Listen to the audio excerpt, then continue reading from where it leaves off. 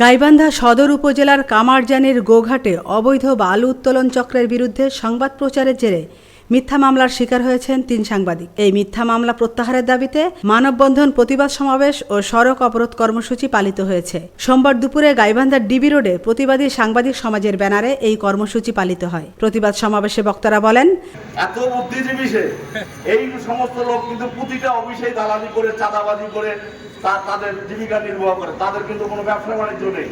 আজকের এই সাংবাদিক সমাজের এই মানববন্ধন থেকে আমি আপনাদেরকে হুঁশিয়ার করে দিতে চাই, আপনারা সাবধান হয়ে যান, নাতে আপনারা কিন্তু রাস্তায় বেরোতে পারবেন না। আমরা বলে দিলাম, আমরা রাস্তায় বেরোই, আপনাদের মতো বালু উত্তোলনের মাধ্যমে ওই এলাকার প্রকৃতি ও পরিবেশ বিনষ্ট হচ্ছিল। এলাকাবাসীর অভিযোগের প্রেক্ষিতে ওই সাংবাদিকরা গত 17 ফেব্রুয়ারি টেলিভিশন ও সংবাদপত্রে বিষয়টি তুলে ধরেন। পরে তাদের নানাভাবে ম্যানেজের চেষ্টা করে বালুখেকো চক্র ও একটি প্রভাবশালী কুচক্রী মহল। তারা রাজি না হলে সংবাদ প্রচারের 2.5 মাস পর গাইবান্ধা থানায় চাঁদাবাজির মিথ্যা মামলা দায়ের করা হয়। তারা উচ্চ ও স্থানীয় আদালত থেকে জামিন গ্রহণ করেন। সাংবাদিক নেতৃবৃন্দ এই মিথ্যা ও ভিত্তিহীন মামলা প্রত্যাহারের জোর দাবি জানান।